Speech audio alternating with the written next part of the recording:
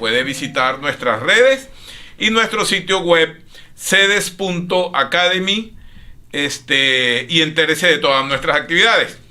Hoy nos centraremos con nuestros dos invitados, a los cuales ya voy a presentar, en analizar un concepto que ha tenido y tiene innumerables implicaciones, lecturas, definiciones, acepciones, etcétera. Un concepto que ha caracterizado buena parte de la historia de la humanidad a partir de la segunda década del siglo XX, del siglo pasado, a partir de los años 20. Precisamente el próximo 29 de octubre, la semana siguiente, se cumplen 98 años de la entrega del poder por el rey de Italia, Víctor Manuel III, a Benito Mussolini tras la denominada Marcha sobre Roma. Luego viene aquella entente Roma-Berlín, a la cual posteriormente se suma Tokio, que cambia la historia del mundo y que culmina con la Segunda Guerra Mundial y todos sus errores. 66 millones de muertos por una parte. Bueno, para hablar de este tema tenemos invitadas hoy a dos personalidades, insisto, de lujo, para abordar el tema que vamos a tratar hoy. ¿Qué es el fascismo? Término que se utiliza hoy con muy diversos fines, calificativos y descalificativos. Pero a ciencia cierta, ¿qué es esto de ser fascista? Entonces tenemos hoy a María Isabel Puerta Riera, que es politólogo, magíster en Ciencia Política y Administración Pública, doctora en Ciencias Sociales y profesora en Ciencia Política del Valencia College, acá en Estados Unidos, investigadora en Gobierno y Análisis Político y miembro del claustro de CEDES. Y tenemos al profesor Julio Schilling, politólogo, escritor, magíster en Ciencias Políticas de la Universidad Internacional de la Florida, la FIU. Es miembro de la American Political Science Association y del PEN Club de Escritores Cubanos en el Exilio, y es autor del libro Dictaduras y sus paradigmas, que aquí lo tenemos hoy, que nos los trajo de obsequio. Bien, bienvenidos, y entonces les dejo la palabra. ¿Qué es el fascismo? Vamos a preguntarle a la dama María Isabel Puerta. ¿Qué es el fascismo, Mari?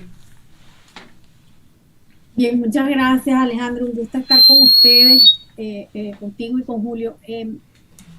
Yo creo que uno de los y tú lo señalabas, ¿no? Que el fascismo como movimiento político tiende a ser utilizado muchas veces en contra de enemigos políticos, y que la mayoría de las veces la rigurosidad conceptual no está presente en el debate cuando se utiliza de una forma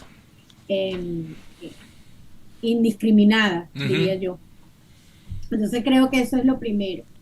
Sabes que casualmente esta semana yo estoy escribiendo para un blog que se llama Democracy Paradox, y esta semana el tema pues era el fascismo, ¿no? Como una respuesta a la democracia y sus avances. Y justamente estaba releyendo no solamente a Hannah Arendt, estaba leyendo la propia doctrina del fascismo de Mussolini. Y una de las cosas que a mí me parece que bueno, y los historiadores pueden aportar mucho más en ese sentido, pero desde el punto de vista de las ideas políticas, hay muchísima, hay contradicciones en cuanto a cómo llamar el fascismo. Yo leía a una socióloga anoche que decía que era un error hablar del fascismo como un movimiento social solamente, ¿no? Y la misma Hannah Arendt decía que eso era falso, ¿no? Que era solamente un movimiento social. Pero lo importante y lo crucial es que el fascismo, y lo dice el mismo Mussolini, es una apuesta por reunir a la gente en torno a una idea del Estado, que es, por supuesto, una propuesta política que va en contra del individualismo, al que señala como parte del problema al que responde, ¿no?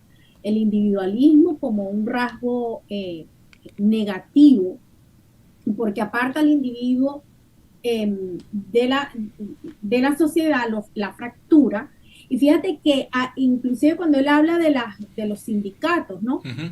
Él hace referencia a que lo crucial es que la sociedad se mantenga cohesionada con el Estado, dentro del Estado, y que el fascismo lo que viene es a responder a esa necesidad, y eso yo creo que es lo que está presente en el discurso contemporáneo del neofascismo, ¿no? Ujú. Es esa excesiva atención a los intereses individuales por encima de esa visión estatizada de la sociedad, ¿no? Ujú. Entonces, es un movimiento político, es una categoría política que estudiamos en ciencia política como ejercicio del poder a partir de unas coordenadas que niegan. Es profundamente anticomunista, pero Ujú. también es profundamente antidemocrático. Sí. Entonces es un movimiento que viene a reclamar esa conexión del líder político con la sociedad integrada al Estado al que controla. Bien. Julio, muchos han sido los autores clásicos que han tratado el tema del fascismo. Hannah Arendt, bueno, Hannah Arendt en Orígenes del Totalitarismo estudia Hitler, Mussolini y Stalin, por un poquito Franco. Se habla de fascismos, ¿cómo es? Religiosos, cristianos, el fascismo de Franco. Humberto Eco en algún momento también nos regaló aquello de urfascismo, entonces, donde identificaba los contenidos claves para que un régimen pueda ser calificado como fascista. El fascismo juega igualmente con el apoyo de la masa, por lo tanto también tiene elementos muy populistas para su definición. Y dentro de todo ese conjunto de elementos, ¿qué es el fascismo entonces? Fíjate, Alejandro, y de nuevo es un placer estar contigo, con María y con todo el equipo de este programa. Y me parece que este tema es fascinante por la importancia y la relevancia que tiene por el uso que los enemigos de la libertad le dan al concepto. Primero tenemos que partir de una realidad. El fascismo surge del desencanto con el marxismo a partir de la Primera Guerra Mundial. O sea, es una de las ramas que se desprende de el fracaso de todas las predicciones de Marx. O sea, vimos cómo, por ejemplo, Georgi Lukács, por un lado, empieza a apadrinar la idea de lo que conocemos hoy como el marxismo cultural, que Gramsci pues le dio fuerza, y después el Colegio de Frankfurt, para explicar los fracasos, de por qué fracasó todas las predicciones de Marx. El fascismo es exactamente una criatura que surge de ese desencanto que la Primera Guerra Mundial pues ya tiró contra la pared de lo que fue un fracaso histórico al no producirse. Fue el primer choque que tuvo, y Mussolini es un marxista, o sea, proviene de las filas activas del marxismo. Su padre compartió con Karl Marx en el Internacional, fue su amigo, o sea, colaboraron juntos, de modo de que Benito Mussolini pues crece en un hogar altamente politizado y enamorado con el marxismo, pero la falsificación de todas las predicciones de Marx trajo diferentes conceptos, que uno de los puentes que facilitó a Mussolini fue Sorrell con su noción del sindicalismo revolucionario. O sea que eso fue el puente para que Mussolini pues trazara al ver, bueno, de estas fusiones, de estas mutaciones, que surgieron, los marxismos culturales dijeron, bueno, el problema fue la cultura, que es la razón por la cual no hubo una concienciación de parte del proletariado. Pero personas como Benito Mussolini dijeron, no, el problema es que el concepto de clase obrera y de un internacionalismo es algo muy vacío. La nación es realmente el mecanismo para poder producir esa revolución socialista que al final nunca se desprende del socialismo. Entonces, los dos únicos países que verdaderamente podemos decir que el fascismo se ejerció desde el poder político fue en Italia y en Alemania. Los pensadores que aportaron en el sentido de la epistemología, en cierto sentido, podemos ver von Herder, por ejemplo, que con la era del romanticismo pues, trae ese nacionalismo romántico. Después Fichte, pues también siguiendo la noción de Hegel y de Kant, porque hay que entender que el fascismo recoge un enorme aporte intelectual de Hegel, el espíritu de la nación. Correcto. O sea, eso es algo presente y consistente en el fascismo. Mussolini constantemente veía en lo que él llamaba la Tercera Roma, Alemania, el Tercer Reich, era precisamente el espíritu, o sea, una cierta visión dialéctica del desarrollo de que como nación estaban todos representados. Podemos decir, era la identidad, como la política de identidad, pero viéndola desde la nación.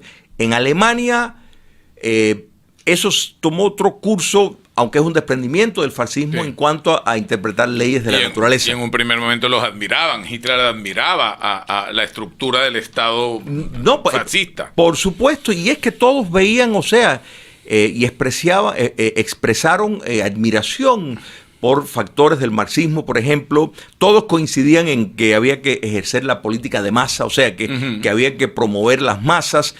Todos estaban identificados con el colectivismo. Todos veían en el liberalismo, el conservadurismo como mecanismo de fracaso.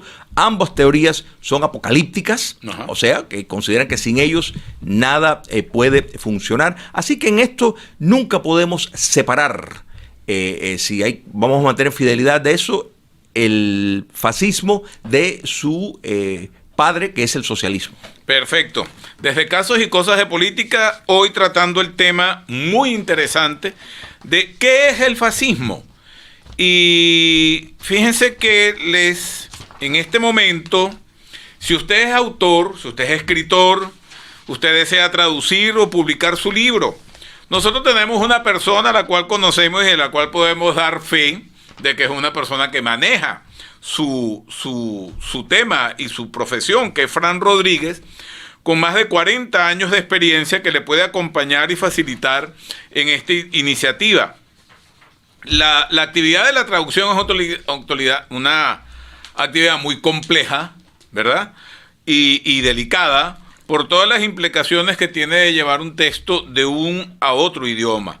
Fran Rodríguez le garantiza resultados óptimos en este sentido. Conocemos el trabajo de Fran Rodríguez y entonces no duden en contactarlo a su número 305-793-9717 y a la web alexlib, Alex con X, alexlib, lib.com de Alexandria Library Publishing and Co. Repito, 305-793-9717.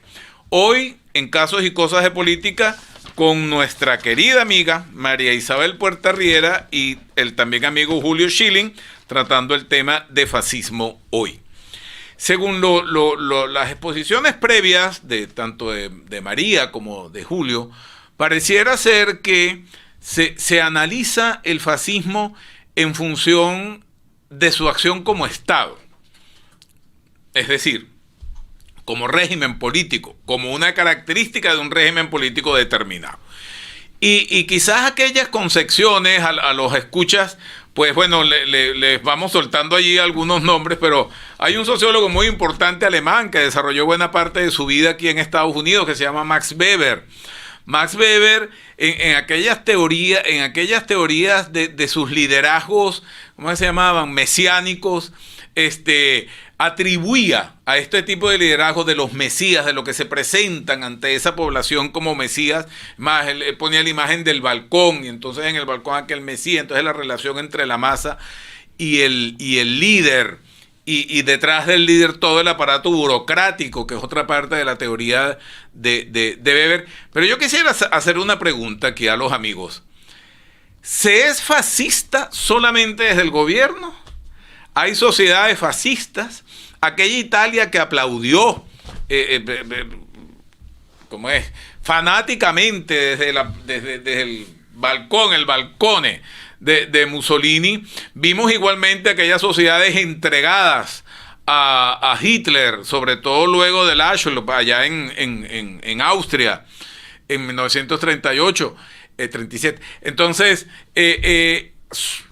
esas sociedades fueron fascistas, son fascistas, o sea, existe un correspondiente entre esa parte de la población que haga posible categorizar a una sociedad como fascista que acompaña o acompañó a un régimen fascista. ¿Qué piensas, Mari?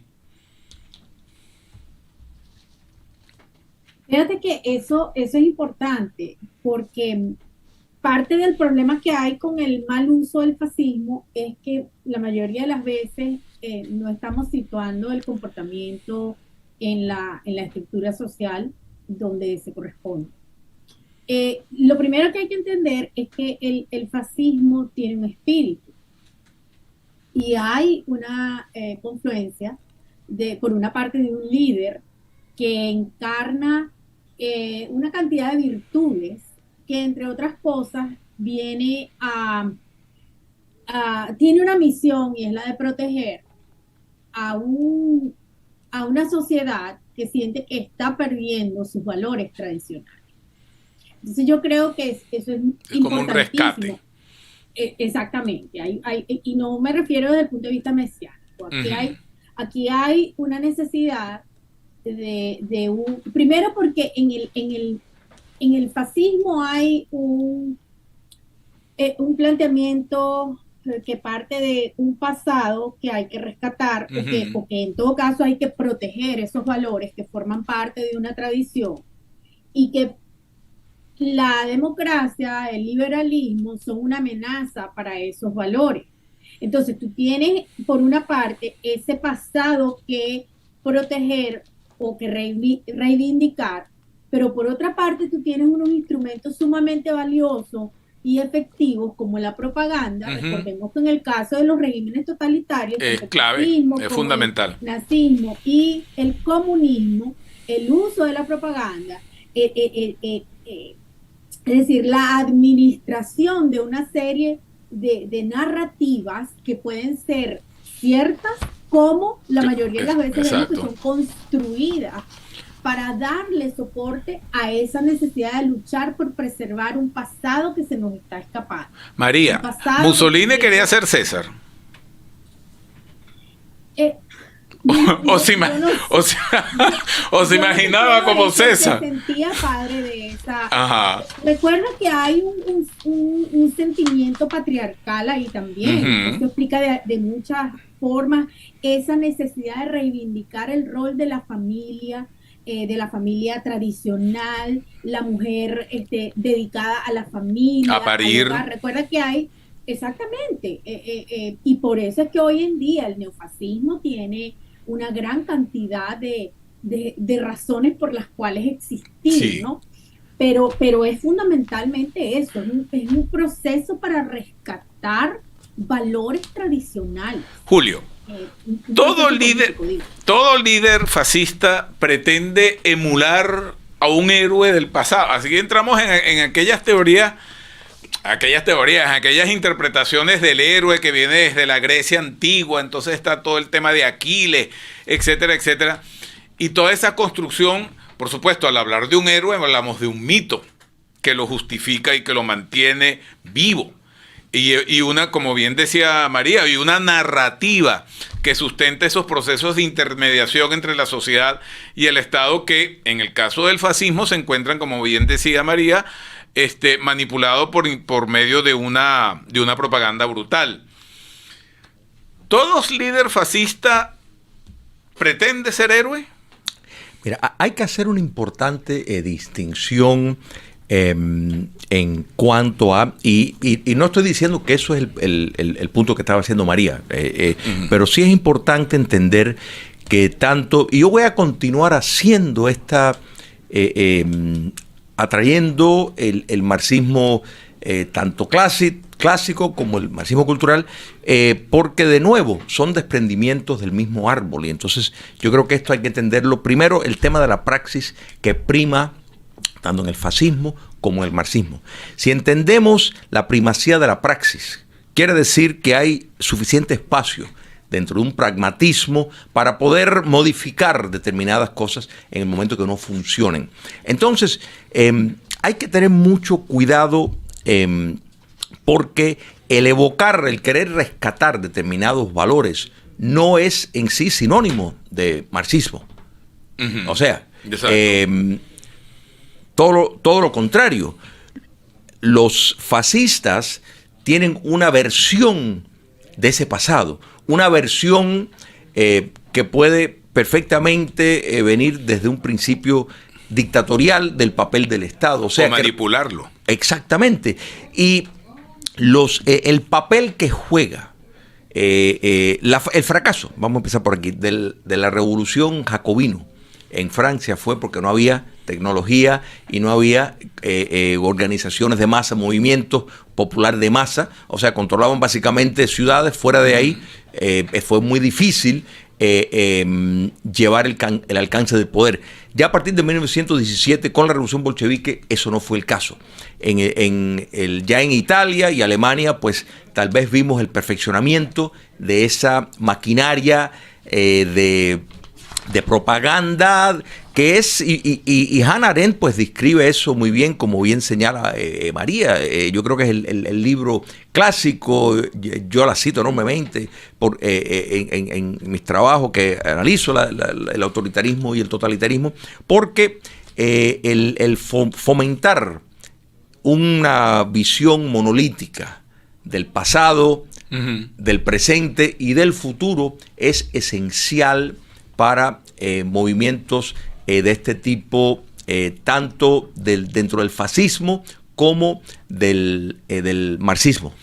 Fíjate que en las posiciones que tienen tanto María como tú, definen, y combinando esto para hacer un corte acá, Humberto García Larralde publicó hace unos años en Venezuela un libro que se llama Fascismo de izquierda y derecha.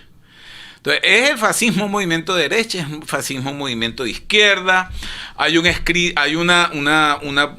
toma de posiciones de Hannah Arendt, la gran filósofa alemana, donde dice que la desestructuración de una república va de la mano de la pérdida de la tradición, la pérdida de la autoritas y de la religión. Entendida la religión, bueno, en términos después, Fernando Mírez revisa el concepto de religión de una manera magistral, etcétera. Pero lo que les quiero preguntar antes de irnos al corte, a hacer una pequeña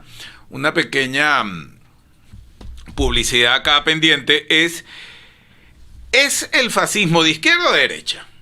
Entonces, insisto en el punto, ¿cómo es el ciudadano fascista?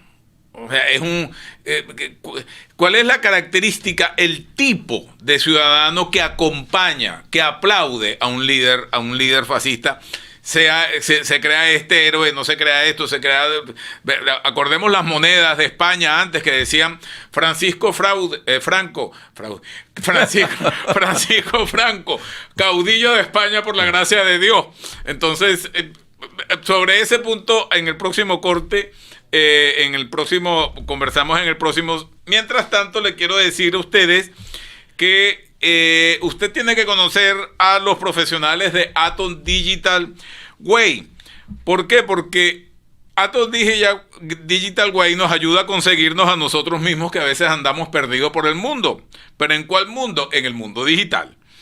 Muchas veces hemos tenido malas experiencias en agencias de marketing. Y uno entiende, comprende e identifica las ventajas del marketing digital en el negocio de cada quien.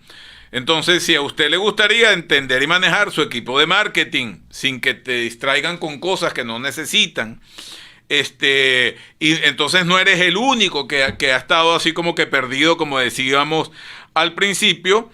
Y esa pérdida significa entonces inseguridad en tomar decisiones con respecto a la inversión en marketing, etcétera.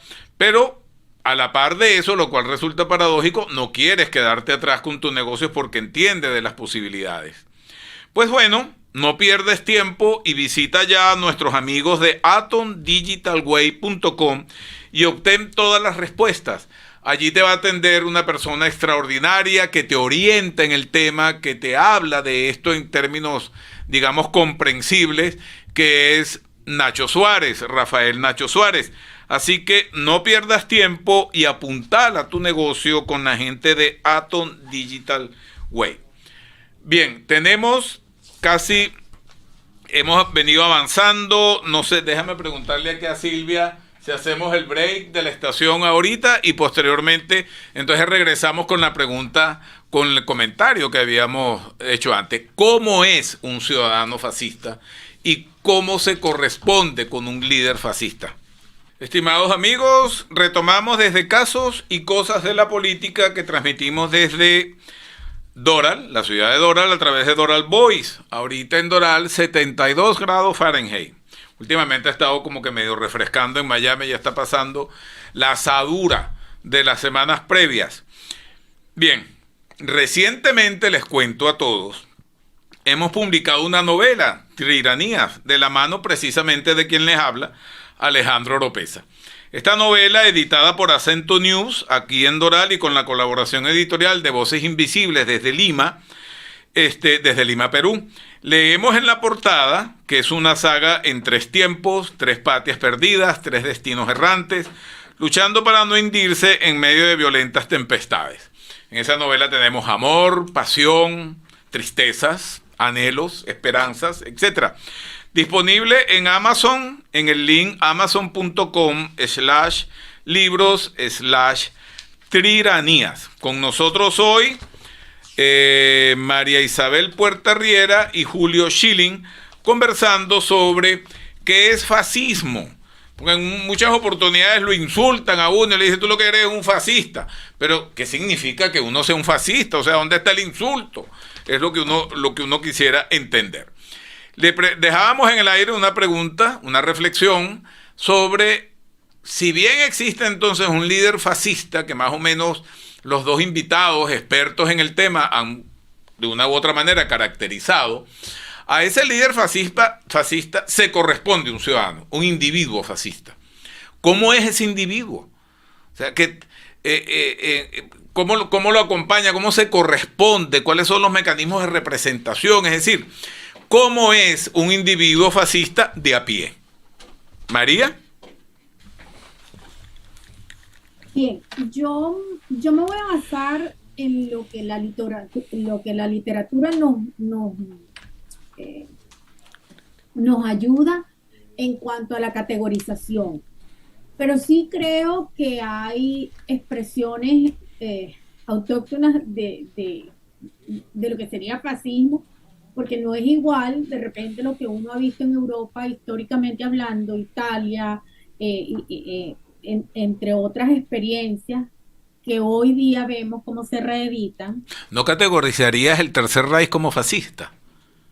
Sí, pero me refiero, pero exacto, el nazismo también tiene sus características propias, ¿no?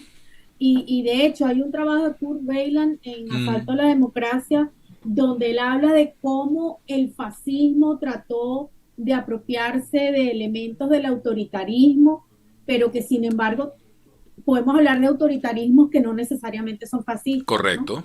Entonces eso también es decir, hay que volver sobre links para diferenciar los totalitarismos de los autoritarismos. Sin embargo, en el caso del fascismo, yo creo que la categorización, y de hecho, Madeleine Albright en su libro sobre fascismo, ella habla de cómo nos hacemos esa pregunta de si el fascismo es exclusivamente de la derecha. De la derecha. Sin embargo, si vamos a las raíces desde el punto de vista de la experiencia, el mismo Mussolini lo dice, ¿no? Esto es un movimiento en respuesta no solamente a las debilidades del liberalismo y de la democracia, es una respuesta en contra del socialismo.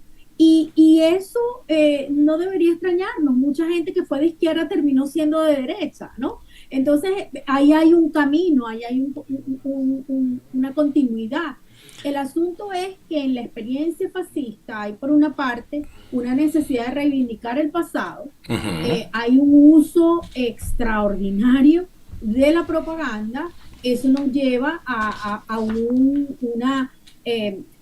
hay en estas experiencias fascistas un movimiento profundamente antiintelectualista porque hay una fabricación de una realidad. Y entonces, ¿cómo es ese individuo, Mari? ¿Cómo es el individuo que aplaude a su líder fascista? Bueno, porque viven en esa realidad que ha sido creada con ese propósito, no solamente de la reivindicación del pasado, sino que además hay un sentimiento de victimización y que hay que decirlo claramente, hay un temor, y eso es a lo que apela la propaganda fascista, hay un temor tremendo hacia cambio, por eso es un movimiento de derecha, hacia cambios drásticos en la fisonomía de la sociedad. Por ejemplo, el concepto tradicional de familia, el concepto de la educación, el acceso a la salud, es decir, hay una cantidad de premisas que por supuesto nosotros vamos a encontrar con que hay sociedades que a lo mejor, culturalmente hablando, tienen unos valores, ahí se cruza lo religioso, no solamente no solamente lo político, se cruza lo religioso, lo cultural, educacional. La tradición, que es la historia. Exactamente, ahí es donde volvemos otra vez al tema de que es una sociedad que rechaza cambios a su worldview, a su visión del mundo. Después de haberlo cambiado todo, a su manera. Pero se ancla en esa visión, y ese líder fascista es el protector. Es el nuevo llamado. Ese modelo de relación. Julio. Sí, que no es necesariamente mesianista. Que no es necesariamente mesianista, exactamente. Entonces hay un punto que ha tocado María y que tú de una u otra manera también has hecho referencia a ella, que es el tema de la emocionalidad. Por parte del líder, entonces, bueno, el líder es el líder. Secta, ya lo dijimos. Ese individuo, esos grupos de interés, más allá de élites, de neoélites que se conforman alrededor de una nueva tradición, de una nueva visión histórica, de una nueva religión o de una nueva interpretación de la religión, etcétera, etcétera. Entonces, la infabilidad de los líderes no se equivocan. Hitler no se equivocaba, Mussolini tampoco, y el que decía que estaba equivocada terminaba guindando quién sabe por dónde. Entonces, esos elementos constituyen, y quizás esa es la diferencia entre el fascismo y el totalitarismo. El totalitarismo ocupa la mente o pretende ocupar la mente de toda la sociedad, de todo el individuo, diluir en una sola unidad de nación el pensamiento de un país. En el caso del fascismo es así. Mira, primero, Alejandro, estoy en la obligación de discrepar con la lectura que María le da del fascismo. El fascismo viene de la izquierda. No hay forma, si se entiende bien el fascismo, de poder decir que proviene de derecha. Esa lectura se la da, por ejemplo, se la dio Teodoro Adorno, en el marxista alemán del Colegio de Frankfurt, que en su libro La personalidad autoritaria decía que cualquier conservador puede ser un fascista. O sea, la lectura de alguien, y por eso hay que hablar y ofrecer estas aclaraciones para no confundir, porque Adorno decía, bueno, un conservador es un fascista en gestación, si es que no es ya oficial. Entonces, eso es lo que vemos y lo que escuchamos de la izquierda radical, precisamente vender la idea falsa de que proviene de derecha, porque lo quieren unir al conservadurismo por el hecho de que busca rescatar valores. Mira, no podemos decir que cualquier persona que promueve determinados valores de la igualación, con que es un comunista. O sea, la socialdemocracia existe, respeta el régimen democrático y no es marxista. Entonces, igual que es un error decir que cualquiera que promueve, de nuevo, un acercamiento hacia una sociedad más igualitaria, por medio del estado de bienestar social, no podemos decir que eso es netamente socialista porque está enarbolando ciertos principios, porque recordemos, von Bismarck, o sea, que era conservador, fue el padre del estado de bienestar social. Y era de derecha. Entonces hay que tener siempre mucho cuidado cuando se emprende con versiones totalitarias que ya son mutaciones y movimientos que abrazan nociones liberticidas para imponer tanto dentro del marxismo como fascismo. Por ejemplo, ¿qué es la diferencia? Podemos decir entre porque tú has preguntado cómo es el ciudadano fascista. El ciudadano fascista va a ser alguien que cree en la imposición de un régimen dictatorial. Y que tiene miedo. Miedo. Según acaba de decir María. Para imponer una visión apocalíptica. Es una religión política igual que lo es el marxismo.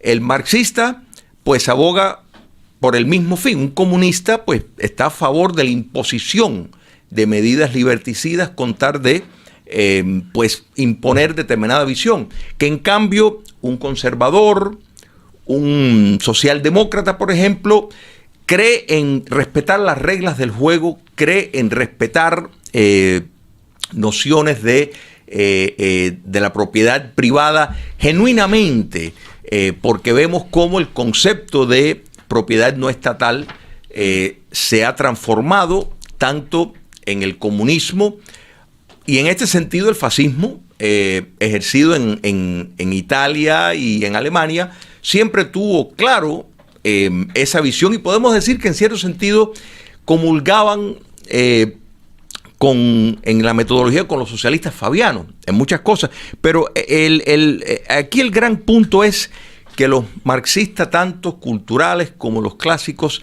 veían en el concepto de nación, de familia, de religión, de la clase media, como enemigos para derrotar. El fascismo no veía en la nación o en la clase media necesariamente enemigos. Entonces, no, ahí se servía de la nación. Exactamente, ahí es donde está, Alejandro y María, la gran diferencia y por la cual tenemos que, porque la izquierda te dice, este es fascista, si hablas de nación te quieren decir, este es fascista. ¿No será que es muy, o que se ha convertido en algo, o sea, yo insulto, le digo fascista a otro, como le digo reaccionario a otro, y en realidad el insulto, si es un insulto, pierde como su verdadera cualidad. Sabemos qué es lo que le estamos diciendo. O sea, cuál es. Si yo, por ejemplo, te digo a ti hoy en día, María, tú lo que eres es una fascista. ¿Cómo te asumes? O sea, ¿qué significa eso? ¿Qué significa? Mira, Alejandro, no te lo voy a decir yo, te lo voy a decir a través de Mussolini. Lo voy a leer en inglés y después lo digo en español. Okay. Fascism is therefore opposed to socialism, to which unity within the state, which amalgamates classes into a single economic and ethical reality, is unknown, and which sees in history nothing but the class struggle. El mismo Mussolini decía que el fascismo se opone al socialismo. No lo digo yo, ni siquiera lo dice Arendt. Lo está diciendo el propio Mussolini en su doctrina de fascismo de 1932. Yo puedo aceptar que ha habido una evolución en el modelo. Fácil. Yo vengo de Venezuela, a mí nadie me tiene que enseñar lo que son los procesos autoritarios y pretotalitarios. Nuestras experiencias junto con la nicaragüense dan para mucho desarrollo desde el punto de vista conceptual, pero a mí sí me parece que nosotros tenemos que ir a la raíz, sobre todo cuando se trata de un modelo que fue impuesto desde el rechazo no solamente al liberalismo y a la democracia, sino al propio socialismo. No. Entonces, creo que la discusión es importante, pero sobre todo basada en la experiencia de sus propios protagonistas y de cómo ellos visualizaron su movimiento político, porque las interpretaciones que hacemos nosotros hoy día a partir de nuestra experiencia no debería ignorar lo que ha sido el origen, las raíces de un movimiento como este, que por supuesto ahora a nosotros nos preocupa no solamente por nuestra propia experiencia en Latinoamérica, sino que lo estamos viendo en Italia con el ascenso de Meloni. Vamos a negar que Meloni viene de ahí y que está rescatando, es parte del rescate de esa reivindicación de un pasado histórico. No solamente lo que dice ella, sino quienes la apoyan. Entonces, a mí me parece que es interesante la discusión, sobre todo si nos atenemos a lo que son las raíces, no solamente históricas, sino conceptuales de sus propios protagonistas. Creo que eso es sumamente aquí valioso. Es una polémica muy grata, muy, ¿cómo que se llama? Muy interesante. Rápidamente, sí, no, Julio. María, me alegro mucho que hayas leído eso de Mussolini, pero Mussolini, o sea, el tomar verbatim lo que en ese momento que está hay una competencia que busca distanciarse ante un público que compite con el otro y decir, bueno, que ya con eso califica al fascismo como no parte del socialismo, es ignorar un montón de otros escritos, incluso por alemanes dentro de la estructura del Third Reich, que decían que el verdadero experimento social lo estaban haciendo ellos. Los socialistas fabianos, o sea, que me vas a decir que los fabianos no eran socialistas, hablaban de preservar la propiedad privada. O sea, el factor, si tú misma lo acabas de leer, de la lucha de clases, o sea, en la crítica que está haciendo Mussolini es la misma crítica que hizo Gramsci, Lukács y el Colegio de Frankfurt, que siguen siendo marxistas, simplemente de ver que eso no era el motor, ni la economía, ni era netamente la lucha de clases, sino que habían otras cosas mucho más importantes. Pero yo creo que podemos ver esa visión cuando das a entender que tú consideras Meloni venir como del fascismo, que eso es precisamente, hasta los propios italianos de izquierda están diciendo que eso es falso, porque ya has, según has expresado, has hecho una conexión entre rescatar valores con fascismo, y eso es una versión errada totalmente, y precisamente ese es el argumento de la izquierda radical, que quiere vender esa noción que es un atropello al principio del conservadurismo, que no tiene nada que ver, o sea, el decir, porque aman a la nación, no, ya eso lo hace fascista. Si crees en eso, pues entonces cualquiera que habla de igualación es un socialista. O sea, vas a decir que lo que hay en Finlandia, en Noruega es socialismo. No, eso no es socialismo, eso es socialdemocracia. O sea, pero hay que estar, y no es solo un argumento de descripción, es fundamental, porque si no se va a preservar precisamente y promover esa peligrosa versión, esa etiqueta que la izquierda le tira a cualquiera que aboga por la fe, porque cree en Dios, porque busca defender la familia, porque busca eliminar nociones del marxismo cultural de teoría crítica, como la ideología de género, etcétera. Entonces, ya eso, de acuerdo a la interpretación que tú estás haciendo, pues es un fascista, y eso es un error. Hay que tener mucho cuidado en esas expresiones. Mussolini era un socialista por excelencia, que simplemente fue uno más que discrepó con la falsificación de las predicciones de Marx, y eligió como un atractivo mayor precisamente buscar una diferenciación a propósito. Los dos se nutrían del sindicalismo, etcétera, etcétera. Estimados amigos, hoy analizando en casos y cosas de política el tema que es el fascismo. Aquí una polémica muy interesante, muy oportuna también, sobre los orígenes del fascismo. Quizás yo me iría más a que pensar de los orígenes del fascismo, me iría hacia las consecuencias del fascismo. Ya vamos terminando el programa. Quisiera hacer que cada uno de ustedes tenga 30 segundos para cerrar, para concluir su planteamiento, ¿verdad? y luego vamos a la despedida del programa. María, por favor.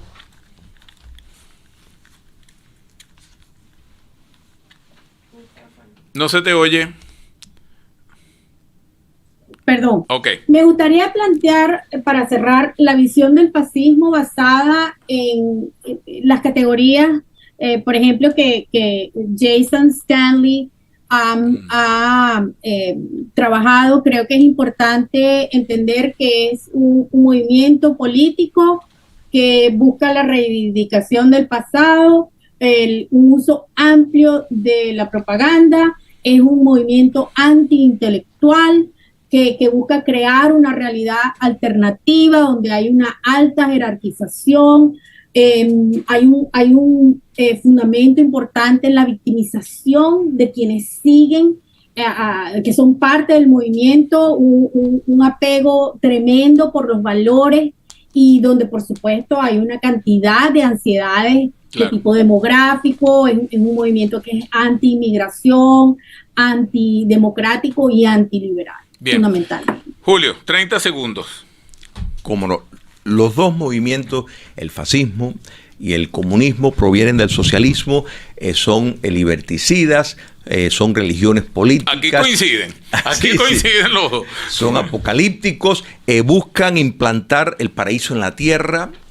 Las utopías. Correcto, son utópicas, parten de un materialismo, ambos son ateas, y hay que hacerle frente a los dos, o sea, personas que abrazan la noción de una sociedad abierta, pero tenemos que de nuevo siempre tener en cuenta que tanto el que defiende determinados principios de igualación como el que defiende valores tradicionales no parten de ideologías totalitarias, sino perfectamente el campo democrático les concede espacio tanto en la socialdemocracia como en el conservadurismo y la democracia cristiana, y no son, o sea, son dentro de regímenes democráticos y no totalitarios. Bien, una última pregunta antes de cerrar el programa, porque me acaba de decir Silvia que nos queden 5 minutos y no quiero perder los 5 minutos para eso. ¿Qué tipo de fascismo tenemos hoy? Está dentro de tantas acusaciones de dime y de direte, tú eres fascista, y entonces muchos se dice fascista eres tú, independientemente de que del ala política en donde se encuentran. ¿De qué tipo de fascismo hablamos hoy? Julio, un medio minuto, y para cerrar, Ana María. Mira, si María Isabel. Si fuéramos a decir en la práctica ¿cuál es el sistema más parecido a un modelo fascista?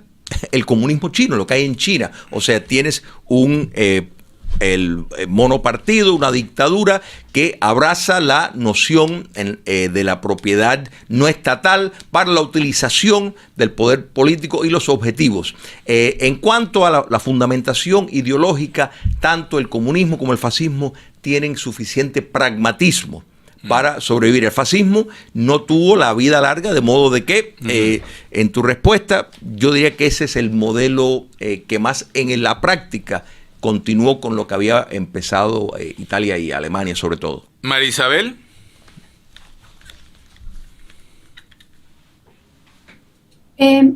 Creo que hay un espacio político, no solamente aquí en Estados Unidos, en Europa, cuidado y sino en Latinoamérica, donde hay expresiones que están alineadas con este movimiento político, sobre todo el sentimiento anti-inmigración, anti-LGBTQ, es decir, todos aquellos rasgos que resaltan la individualidad son target de este tipo de expresiones políticas. Y solamente para cerrar, aquí en Orlando, donde yo vivo, un centro de LGBT tuvo que cancelar un evento por amenazas, y son amenazas de nazis. Aquí hay grupos neonazis. No es la primera vez que pasa en esta ciudad, pero es como para darte una idea, el aumento del antisemitismo. Y aquí en Orlando ha habido ya varios casos de estos rallies de nazis. Esto no es mentira, esto no es una exageración, es una realidad. Bien, bien, nuestro agradecimiento a los invitados de hoy, María Isabel Puerta Riera, que como ella misma lo acaba de decir, desde Orlando, muy cerca de acá, y a Julio Schilling, quien nos acompañó desde el estudio, tratando de responder unas preguntas de qué es el fascismo. Como ustedes han visto, o han oído, o han escuchado, pues es imposible que agotemos un tema deberíamos hacer como que un ciclo de programas nada más dedicado al fascismo, porque en realidad es una temática y se puede ver como movimiento político, se puede ver como movimiento social, se puede ver como un basamento proveniente del socialismo utópico, se puede ver como en fin, las expresiones de hoy del fascismo, lo que se denominó el fascismo cristiano, la evolución del fascismo europeo hacia el totalitarismo, o hacia el totalitarismo de izquierda de Stalin, en fin, una cantidad de elementos que nos dejan más preguntas que certezas. En nuestro cuarto programa transmitido de Doral, hoy, en la ciudad de Florida, les agradecemos su presencia y los esperamos el próximo miércoles 2 de noviembre a las 3 de la tarde en la oportunidad que analizaremos el tema Irán hoy o la rebelión de los velos. ¿Ok? Casos y cosas de la política llega a ustedes gracias al patrocinio del Center for Democracy and Citizenship Studies, cuya página web es www.cedes.academy, transmitido por Doral Voice, doralvoice.com, por la app Alexa, Google Play y Vimeo. Y por supuesto, muchas gracias a nuestros auspiciantes, el editor Frank Rodríguez y la Alexandria Library Publishing, Atom Digital Way y Acento News. Estuvo con ustedes quien les habla, Alejandro Oropeza, y en el programa la producción ejecutiva de Mari Molina y la asesoría comunicacional de Eduardo Orozco. Muchas gracias a nuestros invitados y gracias a la audiencia por acompañarnos. Gracias a ustedes.